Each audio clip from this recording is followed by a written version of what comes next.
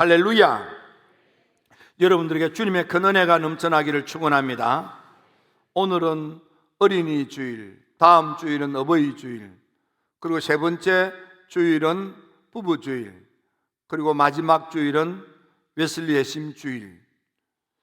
다른 때 같으면 오늘 우리의 자녀들이 하나님을 찬미하는 믿음의 재롱들을 보면서 우리가 어떻게 아이들을 또 한 번 귀히 여기고 사랑하며 축복할 것인지를 느낄 수 있는 주일이지만, 불행하게도 아쉽게도 우리가 영상으로만 보게 되었습니다. 빨리 이 코로나 사태가 사라지고 자유롭게 주님을 찬미하고 찬양하고 일상으로 돌아가 신나게 삶을 살아가는 여러분들이 되시기를 주님의 이름으로 축원합니다.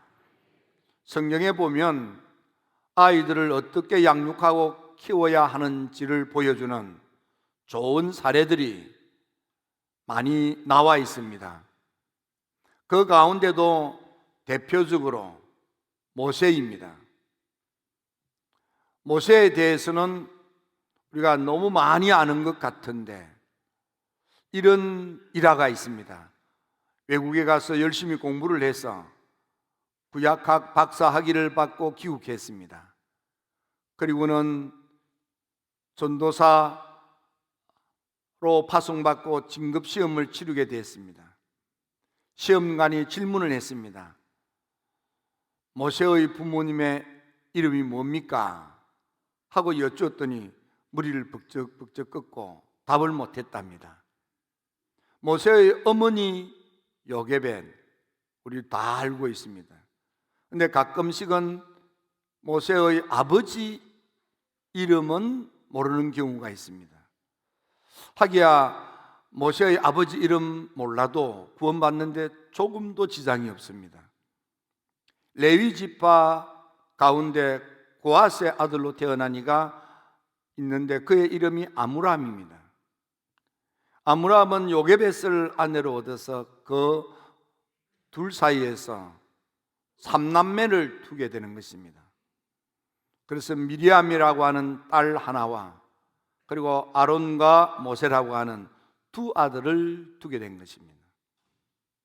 그럼에도 불구하고 성경에는 왜 족보를 말할 때는 아버지 아므람을 이야기하는데 다른 데는 왜 아버지 이름이 언급되지 않았을까? 그 이유 가운데 하나는 모세가 모세로 성장하는 데 있어서 가장 중요한 역할을 했던 분이 어머니였기 때문에 그렇지 않았는가, 그런 생각을 하게 됩니다. 유대나라는 어머님의 교육적 영향이 지대하다는 것을 일찍이 알았습니다. 그래서 아이가 태어나서 성장할 때 스승이 있는데 아버지라는 스승이 있지만 아버지보다도 더 큰 스승은 어머니다 그랬습니다. 그래서 한국은 아버지 핏줄을 따라서 한국인이 되기도 하지만 유대인들은 어머님이 유대인이면 유대인으로 받아들이는 것입니다. 아버지가 유대인이라 할지라도 어머님이 유대인이 아니면 유대인으로 그냥 받아들이지는 않는 것입니다. 그 이유는 어머님의 교육이 아이의 심성에 막중한 역할을 하고 있다는 평가 때문입니다. 우리가 잘 아는 이야기 가운데 스펠존이라는 사람은 어머님의 품은 나의 신학교라고 했습니다. 인도의 선더스윙은 말하기를 나의 신학교는 어머니였다고도 했습니다. 그만큼 어머니의 역할이 막중했습니다. 모세는 어떠했습니까?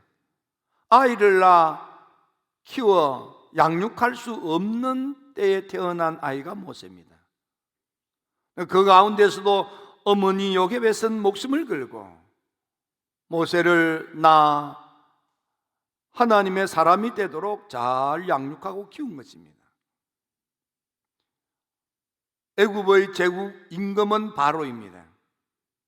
바로는 어명을 내려서 유대인의 아이가 출산할 때 남자아이라면 죽여버려라. 참담함이 거지없는 그런 암울한 때에 어머니 요게벳은 모세를 출산한 것입니다. 어머니는 왕명임에도 불구하고 목숨을 걸고 모세를 낳아서 애지중지 키운 것입니다. 그리고 이 모세를 가슴에 품고 젖을 먹이면서 모세야, 우리식으로 말하면 구추라 하면 물에서 구원을 받았다, 물에서 건짐을 받았다, 그런 뜻으로 우리식으로 말하면 물에서 구출받았다, 이름을 구출이라. 넌 제2의 인생을 사는 아이야. 너는 새 인생을 사는 아이야. 넌 원래 죽었어야 돼. 그런데 하나님이 널 살려주셨어. 넌 하나님의 사람이야. 너는 유대인이야. 너는 선민이야. 너는 이스라엘이야. 하나님의 택한 사람이야. 하나님의 사람으로 살아야 돼. 어머니 요게벳은 모세가 어렸을 적에 어머님의 품 안에서 젖을 빨 때부터 넌 택한 백성이란다. 너는 저 애굽 사람이 아니야. 넌 이스라엘이야. 넌 선민이야. 넌 하나님의 사람으로 살아야 돼. 모세는 어렸을 적부터 내가 누군지를 어머니를 통해서 철저하게 배웠던 것입니다. 또 모세는 바로의 왕궁에서 지도자 교육 훈련을 받았습니다. 40년이라는 긴 세월 동안에 왕족으로서 배우는 최상급의 교육을 배우면서 그렇게 성장을 했습니다. 그 모세가 미디안 광야에 가서는 활활 타오르는 호렙산 떨기나무 불꽃 속에 계신 하나님을 만나 그 음성을 듣고 내가 무엇을 해야 되는지를 깨닫게 됩니다. 그래서 모세는 이스라엘 백성들을 출애굽시키는 위대한 지도자가 된 것입니다. 모세가 모세일 수 있었던 가장 큰 이유는 어머님의 보살핌이었습니다. 어머니의 교육인 것입니다. 어머님의 그 가르침에 따라서 그는 호렙산에서 타오르는 불길 속에 계신 하나님을 만난 후로 모세는 친구와 대면하여 이야기하듯이 하나님과 대면하여 이야기를 나누되 은밀하게 대화하지 않고 명확하게 하나님과 대화했다 그랬습니다. 이 모세를 성경은 말하기를 하나님의 사람 모세가 라고 불렀습니다. 모세가 이렇게 하나님의 사람이 되어서 하나님과 대면하되 친구처럼 명확하게 하나님과 대화할 수 있었던 근본적인 이유도 어머님을 통해서인 것입니다. 어머니를 통하여 모세가 모세일 수 있게 되었기 때문에 아버지 이름 석자보다는 어머님 이름 석자가 더 많이 언급되었다고 생각해도 되겠습니다. 두 번째로 생각해 볼 수 있는 사람은 오늘 본문의 말씀처럼 사무엘입니다. 사무엘은 아버지가 엘가나입니다. 그럼에도 불구하고 많은 사람들이 그 어머니 한나를 더 잘 압니다. 그 이유는 사무엘이 사무엘일 수 있었던 것은 어머니 한나의 역할이 막중했기 때문입니다. 사무엘이라는 이름 자체가 무엇입니까? 응답입니다. 기도하여 응답받고 태어난 아이. 사무엘아, 너는 엄마가 기도해서 응답으로 하나님이 주신 애야. 넌 하나님의 응답으로 태어났으니까 넌 하나님의 사람이 되어야 돼. 하나님을 위해서 살아야 돼. 그런 의미로 응답아 응답아 그렇게 부르지 않았겠습니까? 사무엘은 잉태도 어머니의 기도 때문이지만 그가 성장할 때에도 기도하는 어머님의 모습을 보았습니다. 어머니가 자기를 하나님께 드린 후에 하나님을 경배하는 예배하는 모습도 보았습니다. 믿음으로 엘리 목사님으로부터 안수 기도를 받고 그래서 응답으로 3명의 남자 동생, 2명의 여자 동생을 출산하는 모습도 본 것입니다. 사무엘은 어머니를 통해서 믿음을 배운 것입니다. 어머니의 기도 생활을 보고 배운 것입니다. 어머님이 얼마나 지극정성으로 진심으로 전심으로 성심을 다하여 주님을 섬기는지를 보았습니다. 사무엘을 하나님께 드릴 때 송아지 1마리만 잡아 드려도 충분한데 소를 3마리나 때려잡아 하나님께 드립니다. 송아지 1마리만 드리면 될 터인데도 소를 3마리나 잡아 드릴 뿐만 아니라 가루도 1자루 드립니다. 그 이유는 해마다 옷을 지어서, 겉옷을 지어서, 정성으로 지어서 옷을 해 입힙니다. 어머님이 하나님을 섬기는데, 주의 종을 섬기는데 얼마나 정성을 다해서 진심으로 전심으로 성심으로 섬기는지 보고 배운 것입니다. 심지어는 없던 아이, 꿈에도 그리던 아이 핏덩이 사무엘을 아끼지 아니하고 하나님께 드리는 그 모습을 보면서 사무엘이 얼마나 어머니가 하나님을 사랑하는지를, 어떤 마음으로 하나님을 섬기는지를 체험적으로 알은 것입니다. 어머니는 늘 교회 중심 생활을 했습니다. 하나님과 약속된 예배를 꼬박꼬박 지키는 것입니다. 예배 생활에 충실했습니다. 교회 생활에 충실한 것입니다. 목사님을 믿고 기도를 받고 신앙생활을 하는 것입니다. 그러니까 사무엘은 어머님의 기도생활, 어머님의 헌신생활, 어머님의 예배생활, 어머님의 섬김생활, 어머님의 신앙생활을 눈으로 보고 듣고 경험한 것입니다. 그 믿음으로 성장했더니 사무엘이 어머님의 기도생활을 통한 가르침 때문에 내가 너희를 위하여 기도하기를 쉬는 것 죄, 기도하기를 쉬는 것도 죄라는 생각이 들 만큼 어머니로부터 기도생활을 보고 듣고 배운 거예요.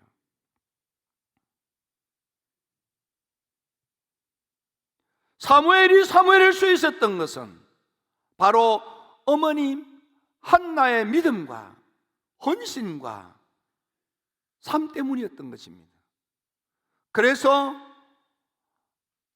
사무엘을 이야기할 때마다 아버지 엘가나가 뭘 어떻게 했는지보다 한나 이야기를 하는 것입니다. 어머님 한나는 기도했습니다. 하나님을 찬양했습니다. 예배 시간을 꼬박꼬박 지켰습니다.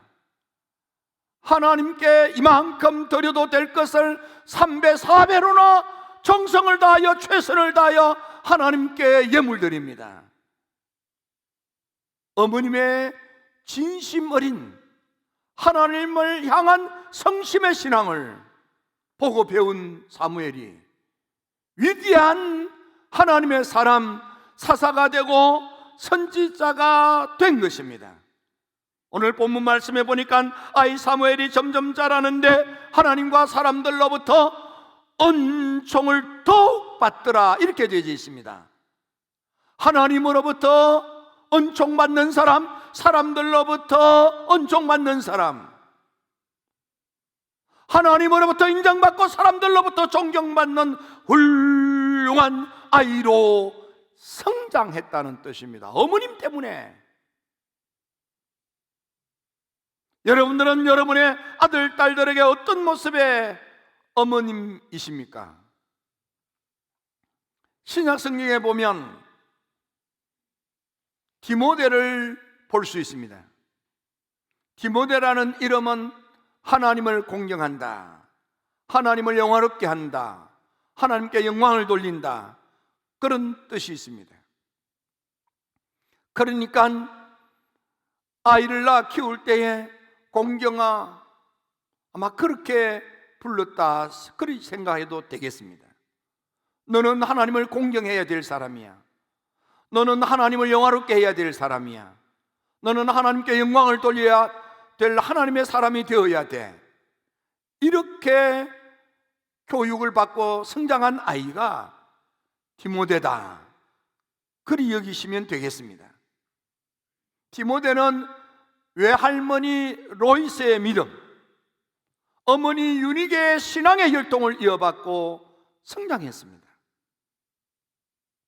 그는 외할머니의 믿음, 어머님의 신앙의 혈통을 이어간 아들에다가 좋은 지도자를 만난 것입니다. 사도 바울을 만난 것입니다. 사도 바울은 이 디모데를 가리켜 너는 믿음 안에서 참 아들이다. 진짜 넌 신앙적으로 내 믿음을 그대로 빼닮은 내 아들이다. 너는 복음의 일꾼이고 너는 하나님의 일꾼이다. 나와 뜻을 같이 하는 사람이었고 그래서 나의 동력자가 되었다. 너는 그리스도의 정 예수님의 종이며 그래서 너는 하나님의 사람이다. 바울이 디모데를 그렇게 평가한 것입니다. 그리고는 바울은 이 디모데를 가리켜 너는 나의 기쁨이 된다 그랬습니다. 바울은 디모데가 믿음으로 잘 성장하는 걸 보고 기뻐했습니다. 아, 내 밑에서 저런 하나님의 사람이 세워졌다니. 사도 생활에 온갖 핍박과 박해, 어려움 가운데서도 낙이 되고 기쁨이 되고 행복이 되는 제자가 디모데였던 것입니다. 이 디모데는 바울 수하에 많은 제자들이 있었지만 가장 바울의 마음을 잘 읽고 가려운 곳을 긁어주는 이가 디모데였습니다. 나의 사정을 너무너무 세세하게 잘 알고 살펴주는 제자가 디모데라고 했습니다. 디모데는 거짓이 없는 진실된 믿음의 사람이었고 이 디모데는 바로 나의 형제다 그랬습니다. 바울은 디모데를 가리켜 내 아들, 나의 동력자, 나의 형제, 그만큼 가깝다 그 말이에요. 그만큼 마음에 든다 그 말이에요. 그만큼 내가 좋아한다 그 말이에요. 디모데가 디모데일 수 있었던 것은 아버지 때문이 아니에요. 외할머님의 믿음, 어머님의 신앙의 영향으로 훌륭한 사람 디모데가 세워졌다 그 말입니다. 여러분들은 여러분의 아들, 딸들에게 어떤 모습의 아버지, 어머니입니까? 예수님에 관한 이야기도 성경에 나옵니다. 특별히 누가복음에 보면 2장 40절에 예수님의 어린 시절에 대한 이야기가 나옵니다. 아기가 자라며 강하여지고 지혜가 충족하며 하나님의 은혜가 그 위에 있더라. 하나님과 사람에게 더 사랑스러워 가시더라. 예수님에 대한 이야기가 누가복음 2장 40절에 있고, 그리고 누가복음 2장 51절 52절에 예수님에 관한 이야기가 또 언급이 되는 것입니다. 예수님은 어떻게 성장했습니까? 예수님이 자라며 강하여지며, 예수님은 자라가는데 육신적으로도 건강하지만 심성도 유약하지 않는 강한 아이로 자랐다, 그 말입니다. 하나님께서는 강하고 담대하라, 강하고 담대한 사람을 붙들었습니다. 그래서 모세를 붙들었습니다. 그래서 여호수아도 붙들었습니다. 그래서 다윗도 붙들었습니다. 그래서 에서드도 붙들어서는 것입니다. 하나님에 대한 믿음이 강해지는 것입니다. 예수님은 자라는데 지혜가 충족했다 그랬습니다. 예수님의 지혜. 누가복음 2장 47절에 보면 예수님 12살 무렵에 성전에 올랐다가 랍비들과 대화를 하는데 예수님의 답변이 탁월하여서 다른 사람들이 다 깜짝 놀랄 정도로 탁월했다 그랬습니다. 그런데 성경을 자세히 보면 우리의 지혜가 무엇입니까? 욥기 28장 28절에 보면 주를 경외함이 곧 지혜요. 여러분들의 아이가 주님을 높이 받들어 섬기는 경외심이 충만한 믿음, 그 믿음으로 사는 아이가 지혜로운 아이로 사는 것입니다. 시편 111편 10절에 보면 여호와를 경외함이 곧 지혜의 근본이라 그랬습니다. 하나님을 경외하는 것이, 그것이 지혜인 것입니다. 여호와를 경외함이 너의 보배니라. 하나님을 경외하는 것이 여러분들의 삶의 보배가 되기를 주의 이름으로 축원합니다. 여러분 아이들에게 보배를 주는 것은 하나님을 경외하는 신앙심을 넣어주는 것입니다. 하나님의 계시의 말씀을 믿음의 귀로 듣고 신앙의 마음으로 받아들여서 말씀으로 허리를 동이고 말씀의 울타리 안에서 말씀을 따라 사는 하나님의 말씀의 사람으로 살 수 있도록 신앙심을 넣어주는 것이, 그것이 그 아이가 지혜로운 삶을 사는 것입니다. 예수님은 자라는데 하나님의 은혜가 그 위에 있더라. 하나님으로부터 시마다 때마다 일마다 은혜가 넘쳐나는 것입니다.